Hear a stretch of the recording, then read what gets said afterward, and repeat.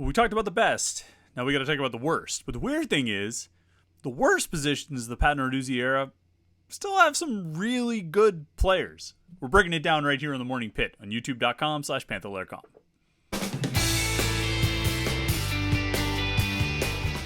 All right, it's the Morning Pitt. It's a Tuesday edition here on youtube.com/Panther-Lair.com. Chris Peak from Panther-Lair.com, Pittsburgh.rivals.com. You know the website right there, Panther-Lair.com, Pittsburgh.rivals.com. The most comprehensive source of Pitt sports news on the internet. All the latest coverage of Pitt football, basketball, and recruiting. You find it all at Panther-Lair.com and message boards to interact with hundreds and thousands of other Pitt fans all day, every day at Panther-Lair.com, Pittsburgh.rivals.com. And, of course, right here on YouTube, youtube.com/Panther-Lair.com. Like this video and subscribe to our YouTube channel. We ask you to do that all the time. That's sort of our regular request, and we'd really appreciate it if you did. Hit the like button and hit the subscribe. Subscribe is right down there. That way you never miss anything we do here on youtube.com/Panther-Lair.com. Whether it's these daily Morning Pitt videos Monday through Friday, whether it's the weekly live show, we do that every Wednesday night at 8:30. We'll have that one tomorrow night for you. Whether it's recruit interviews, player interviews, post-game press conferences, practice highlights, post-practice interviews, all kinds of stuff. We do it all at youtube.com/Panther-Lair.com. You don't want to miss any of it, so subscribe right there below. You can keep up with everything we do right here at youtube.com/Panther-Lair.com. And yesterday we broke down the top 5 position groups of the Pat Narduzzi era. Not talking about like, what position have they recruited the best or this or that. Just over the last 8 years, what have been the best 8 or the best 5 positions on the team? And even though we ranked them, and I ranked them yesterday, I almost immediately disagreed with my own rankings, which made it pretty interesting to do today's episode. But if you missed it yesterday, you should go back and check it out, because I think it's actually, aside from the rankings themselves, 1 through 5 are just kind of it's a gateway to have a conversation and just kind of talk about what those position groups have been at Pitt. The ranking itself, the ordering itself, is less important than just sort of general thoughts on those groups. So we ranked it, number 5 running backs, number 4 offensive line, number 3 cornerback, number 2 safety, and number 1 defensive end. And I disagree with almost every one of those, even though I made the rankings and defended them yesterday. But it was mostly about talking about those position groups and what the running backs have been, what the offensive line has been, what the corners have been, and so on and so forth, all the way down or up, depending on your perspective, to the defensive ends and how good that position group has been at Pitt. And so as we move on to the bottom 5 here, counting down 5 through 1 or 6 through 10, I guess, depending on how you look at it. And I guess we'll probably count it. Yeah, we'll count it 6 through 10. 6 through 10 if we're ranking the best, 5 through 1 if we're ranking the worst. But I almost want to, stick to the word best, because with each of these positions, as we talk about them here, I'm probably going to make a case for why they should have been in the top 5. Like, each of these positions, with pretty much one exception, has had some really, really good players, some exceptional players, NFL draft picks at every one of these spots, first-round draft picks at 3 out of these 5 spots. And these are the ones that we're ranking as the bottom 5 position groups of the last 8 years. So, here again, it's about the ranking, but it's not really about the ranking. It's more about just general thoughts on these position groups. But I'm definitely interested to hear your perspective here if you disagree. And I'll start off with, I guess let's just sort of, instead of making it negative, what are the worst position groups of the Narduzzi era, even though that's what this video is called, let's make it sort of a continuation of yesterday. We counted down yesterday 1 through 5. Let's go to 6 through 10. So this would be the bottom 5, the next 5 best positions on the team. Or if you want to count it the other way, it could be counting down the 5 worst position groups of the last 8 years. But with number 6, and again, almost immediately after I published the video yesterday, I regretted not including this group, because how could I leave out the defensive tackles? A defensive tackle at Pitt over the last 8 years, let me bring up my sheet, has produced 3 first-team All-ACC selections, a unanimous All-American, and 2 draft picks, including a first-round draft pick. It's produced one of the best players in the conference in the ACC over the last 2 years, and actually 3 out of the last 4 years, right? 2019, 2021, and 2022 has had arguably the best defensive tackle in the conference from Pitt. I think Clemson gets a lot of attention. There are other good D tackles in the league. But Jalen Twyman in 2019 was a first-team all-conference selection for a good reason. And then the last 2 years, Kalijah Kancey has been every bit of Twyman's equal, if not statistically, then just in overall production. And he's been a first-team All-ACC selection in each of those last 2 seasons. Kancey was a unanimous All-American last year, and of course a first-round draft pick this spring. Twyman was also taken in he was also drafted. He wasn't a first-round pick, but he was taken in the 6th round, sat out the 2020 season, opted out, and went in the NFL draft that following spring, and went in the 6th round. Obviously ran into some issues that curtailed his NFL career. I think if there's one thing we would say about the wide receivers, and it's something we'll probably apply to a few of these positions, is that, or not wide receivers, geez, just gave it up. If there's one thing I would say about the defensive tackles, and it's something we'll say about each of the 5 positions we talk about here today, the one thing that maybe keeps them out of the top 5 is that really when we're talking about defensive tackle production and exceptional players and outstanding guys, there's 2. Over 8 years, there's basically 2. And it's Jalen Twyman and Kalijah Kancey. Now, those 2 achieved at such a high level. First-team all-conference honors, unanimous All-America, 2 draft picks, first-round draft pick. They achieved at such a high level that you almost want to put them in the top 5. But I think when you look at, say, running back, right? So running back was number 5 on the list yesterday. And they didn't produce a first-round draft pick. They produced an All-American, not a consensus or unanimous All-American, but at least some All-America honors for Izzy Abanikanda, a couple of all-conference first-team selections, but there was more depth to it. I mean, it's Izzy Abanikanda and it's James Conner, but it's also Quadri Olson and Darren Hall. Those guys put up 3 1,000-yard seasons between them. In addition to the fact of Olson and Hall doing it twice in the same season, Olson being the offensive rookie of the year and the rookie of the year in the ACC in 2015, 3 guys going in the draft, Connor in the 3rd round in 17, Olson and Abanikanda both 5th-round picks.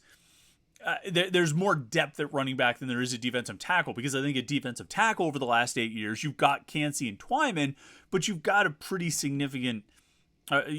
considerable drop-off after that. I don't want to say drop-off because they've had a lot of solid players. They've had a lot of reliable guys. Keyshawn Camp was a fine defensive tackle. But, I mean, you really kind of go back through the years, there's not a lot of exceptional tackles. Now, it's not necessarily a position that often produces exceptional players, but there's not a lot of standouts after Kancey and Twyman. And so I think that's probably why you bump them down below running back, O-line, and corner and safety that we talked about yesterday. So for me, the D tackles, despite having some real highs, don't have enough depth and balance kind of throughout the years to move them into that top 5. So they're going to go in at number 6. And it's a little bit similar at number 7. And this is tough, actually. You could flip these 2 positions because number 7 on my ranking of the top 10 or on my ranking of the position groups over the last 8 years, number 7 is the quarterbacks. And the quarterbacks, is sort of a similar thing with the lack of depth. But the problem, though, and maybe why you would maybe move the quarterbacks ahead of the defensive tackles, is that for 6 of the 8 years, you had 2 guys. You had Kenny Pickett and you had Nate Peterman. And Peterman, obviously leading the Clemson win, leading Pitt to, what was it? He was the starter for... Let's see. They won 16 games in 2015 and 16. He didn't start the first 2 wins of the 15 season, so he won 14 games over 2 years. Led Pitt to one of its biggest wins, Pat Narduzzi's second signature win. And then obviously Kenny Pickett, all the success that he had. ACC Player of the Year, All-Conference first team, an All-American performance, and a first-round draft pick. Peterman also drafted. So when you look at this, if you want to look at it this way, you could say that the starting quarterback Pitt's starting quarterback in 6 out of Pat Narduzzi's 8 seasons has been drafted. You could say it that way. And that would be accurate. Quarterback, you're not going to have the numbers. Offensive line, they've had 5 offensive linemen drafted in the last 8 years. They've had 6 first-team all-conference selections in the last 8 years, but they have 5 guys playing at all times. Quarterback, there's only one. And and for 4 of those years, it was the same guy. I guess I bumped them below just because the post-Pickett era, which has been 1 year,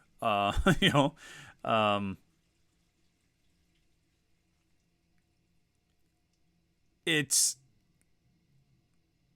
Wait, is that right? Yeah, Peterman in 15 and 16, Kenny and... Well, okay. Oh, so not just the post-Pickett... I was trying to do the math in my head. Not just the post-Pickett era, but that 2017 and 2022, quarterback was an issue in both of those seasons. And there were a lot of good things that happened for those teams. Not everything was good. They had some bad games where different areas in the team let them down. But I think with better quarterback play across the board in 2017 and 2022, those teams could have won more than they did. 2017 ended up being a 5-7 season. And you look at the quarterback issues they had. Max Brown to Ben DiNucci to Max Brown to Kenny Pickett, to Ben DiNucci to Kenny Pickett. All those quarterback changes. And then 2022, the quarterback issues that we saw. So,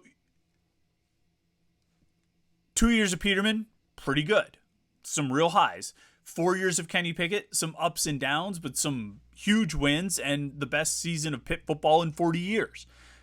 2017 and 2022, the 2 years when they didn't have Peterman or Pickett, at least not Pickett in a starting role, start to finish of the season, they struggled. And it was a big part of the downfall. And I think 2023 is going to be another proving ground opportunity for Pat Narduzzi to show that he is not just relying on Kenny Pickett to have success at the highest level, or at least the highest level Pitt's achieved in a long, long time. And so, if they go into 2023, if Phil Dracovic has a great year and they win 10 games or something, then yeah, quarterback could move up this list. Maybe it could jump defensive tackle, maybe even jump into the running back conversation or jump over running back into number 5 on the list. But for right now, you've got, one of the great players in school history, a pretty good player who got you some big wins, and then struggles. You know what I mean? Struggles brought on by poor recruiting, poor evaluation, poor coaching, whatever it is, bad luck, whatever it may be. Quarterback struggles in 2017 and 2022 that cost them wins.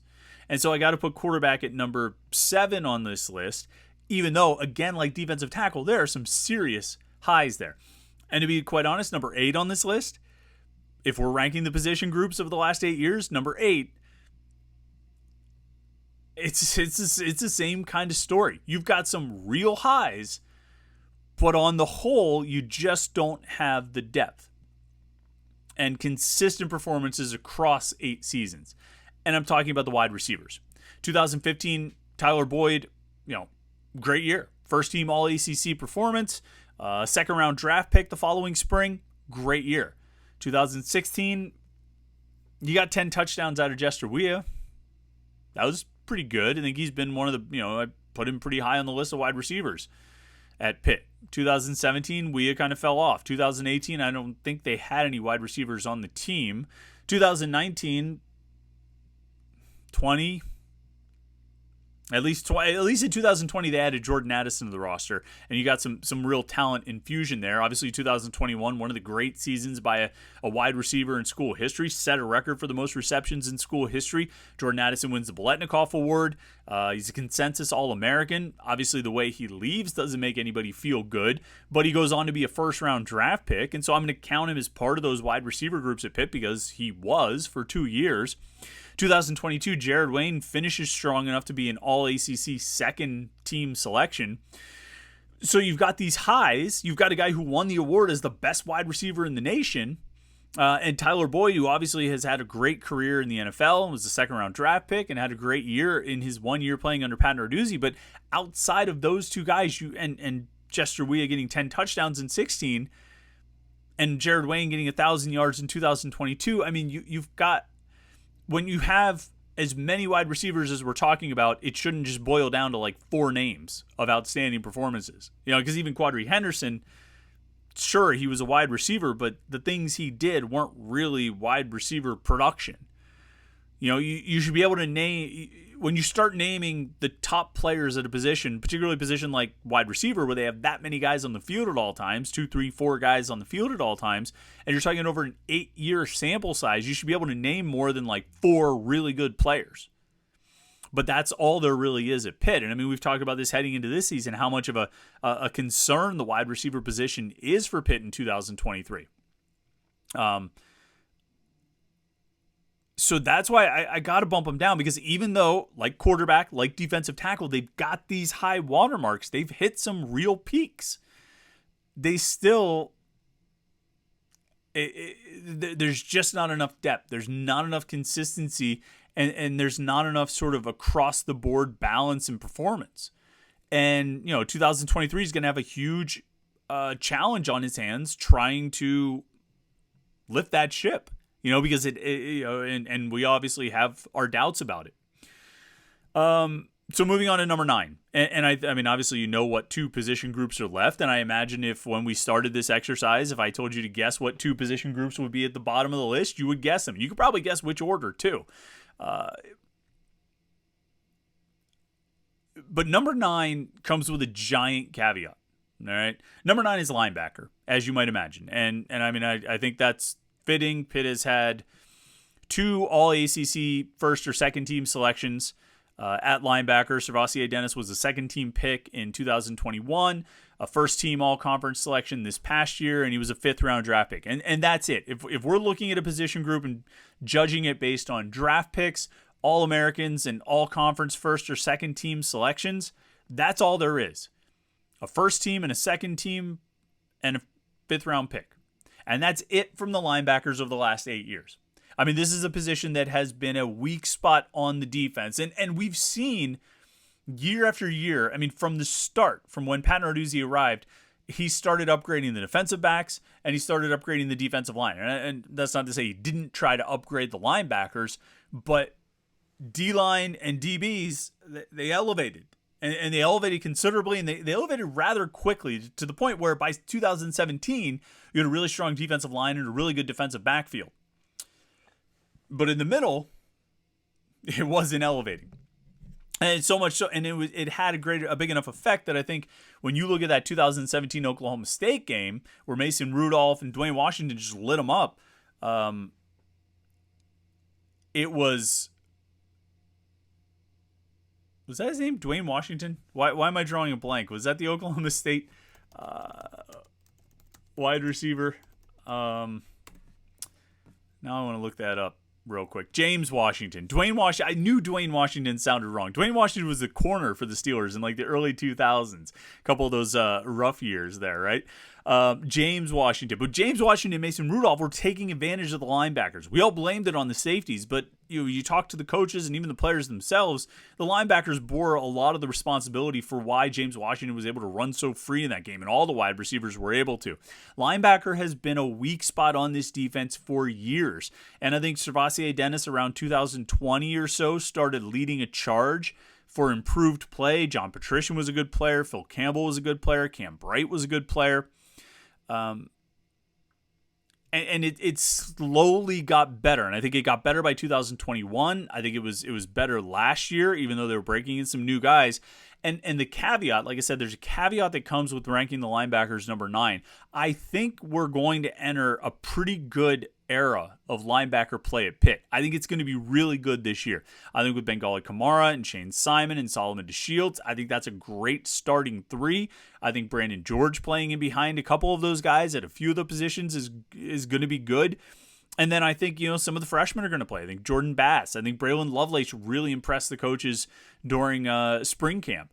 I think those guys are going to get on the field. And then I think there's been good linebacker recruiting in this 2024 class. I think the coaches, I don't want to say they've turned the corner. I feel like that's overstating it. But I feel like they are headed in the right direction. And I think you're seeing it. I think you saw it with the linebacker play last year. I think you saw it with the linebacker play 2 years ago. It's trending up. It's just on the whole, the 8-year product at linebacker has not been good. And it's been one of the weakest positions on the team. So that's why I got to put it number 9. because it just hasn't. I mean, you haven't gotten much out of that spot. You haven't gotten much in the way of strong play. But I think it's headed in the right direction. I imagine if we did this again in a year or in 2 years, I think we would put the linebackers quite a bit higher. Some of these numbers would move around a decent amount. Wide receiver might sink a little bit lower. But I think linebackers would jump up a couple spots, maybe even competing. Well, it's going to be tough to beat what Kenny Pickett did. It's going to take some really bad quarterback performances to drop the quarterbacks lower. But I think the linebackers are headed in that right direction. Of course, that leaves one spot left, and you probably could have guessed it from the start, and that's the tight ends. And it's funny, as I'm citing all these things, draft picks, All-Americans, All-Conference first team, All-Conference second team, ACC honors, major awards. I have a spreadsheet. Yeah, I mean, you can probably see, if you're watching this video, see my eyes. I'm like reading along. I have a spreadsheet, and some columns, down the left-hand column, it's all the positions, and then all those, things I just listed out across, going column by column, draft picks, All-Americans, All-Conference first, All-Conference second, ACC honors, major awards. And some columns and cells are fuller than others. Some have a bunch of names in them. The offensive line All-Conference first team has 6 names in it. The offensive line draft picks have 5. The corner draft picks have 4. The safety draft picks have 4. I mean, there's different sections, and it's a good visual picture of where Pitt has had outstanding players and where they've struggled. And the 2 smallest rows, the cells that are most empty, the linebacker, like I mentioned, 1 draft pick, 1 all-conference first team, 1 all-conference second team, and the other smallest group, as you might have guessed, it's the tight ends. 0 draft picks, 0 All-Americans, 0 all-conference first team players, 1 all-conference second team player. So all these things that we're kind of judging and sort of laying out to compare the positions, Lucas Krull was an All-ACC second team selection in 2021. And that's it. That's the only time the ACC, first or second team. I didn't get into the third team of the honorable mention because, let's be real here. Let's just count what really is an honor. And I think first and second team really is. And that's it for Pitt's tight ends. That's all the notice and recognition they've gotten. And, we've talked about it many, many times over. We've talked about the lack of production. We've talked about how tight end has been a black hole. We talked about how tight end just hasn't gotten any better, and they haven't gotten anything, and are they ever going to get anything? Will they get anything this year? And all that stuff. We've talked about all those things. And it's because the tight ends just haven't done anything. You have years, multiple years over the last 8, when the tight end position group as a whole combined for single-digit receptions. I don't know how you could pick another position to be worse than tight ends. I almost debated counting this down the other way and just getting the tight ends out of the way right off the bat because you knew what was going to be last on this list. A lot of you probably already stopped the video, so I don't need to hear him rant about the tight ends again. I'm getting sick of hearing about how bad the tight ends have been over the last 8 years, but it's the reality. Outside of, those first 2 years, J.P. Holtz and Scott Orndorff in 2015 and then Orndorff in 16, good years. Good production. 2021, Krull and Bartholomew were really good.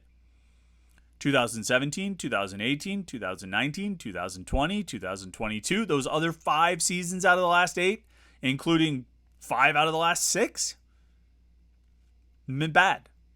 Unproductive. Not making a significant impact on the team's success. And I don't know if that's going to change. Whereas linebacker, I feel like things are very much trending in the right direction. I think the recruiting's been really good. I think the coaching's been good. The development's been good. I think you're seeing products of that over the last few years. It's getting better at linebacker. I'm not so sure it is at tight end. And if it is, it's going to come as a surprise to me and probably to you too. Because I look at the group and I'm like, pretty sure Gavin Bartholomew's good. That's about it. I don't really know or have any faith in these other guys because I haven't seen them do anything. That doesn't mean somebody can't break out, but how many years are you going to keep relying on somebody to break out? We're still waiting for that Will Gregg breakout year. We're still waiting for the Matt Flanagan breakout year and the Chris Clark breakout year and the Charles Reeves breakout year and the Tyler Sear breakout year and the Nakia Griffin-Stewart breakout year. We're still waiting. We're still waiting for Dylan Devaney to wear a uniform. We're still waiting for all of these things. And you just keep waiting. 8 years in, you keep waiting for that breakout year where the tight end makes a positive impact. Again, outside of 2021, where Krall and Bartholomew were a big part of the ACC championship. Still waiting for it to happen again, to have, to any kind of positive impact. Now, in my, I wrote about the tight ends last week, and I wrote a prediction. My prediction was that this year the tight ends would have the, second most productive year under Narduzzi, which means that they would outproduce what JP Holtz what JP Holtz and Scott Orndorff did in 2015. That year, those guys combined for 37 catches, 594 yards, and 9 touchdowns. I'm predicting that the tight ends this year will catch more than 37 passes. I don't think it's crazy to imagine that Gavin Bartholomew catches 30 plus by himself, which means that the other guys just need to catch like 7 or 8 passes. Is that possible? Is that possible? So that's my rankings, 10 through 1. That's what I see with the position groups over the last 8 years, excuse me. I'd like to hear your thoughts. Share them on the message boards at Panther-Lair.com or in the comments on this video at youtube.com/Panther-Lair.com. And while you're doing that, or after you're done doing it, like this video and subscribe to our YouTube channel, youtube.com/Panther-Lair.com, so you never miss any of our Pitt video content or exclusive Pitt video content. And then, of course, the website, Panther-Lair.com, Panther-Lair.com. Thanks so much for tuning in today. I appreciate it. I hope you had a great Monday. I hope your Tuesday goes well, too. And we will be back tomorrow to break down the offensive line. Tomorrow, it's offensive line week on Panther-Lair.com. We'll be breaking down the linemen on tomorrow's Morning Pitt. So make sure you tune in for that. Have a great Tuesday. We will talk to you tomorrow on the Morning Pitt right here on youtube.com/Panther-Lair.com.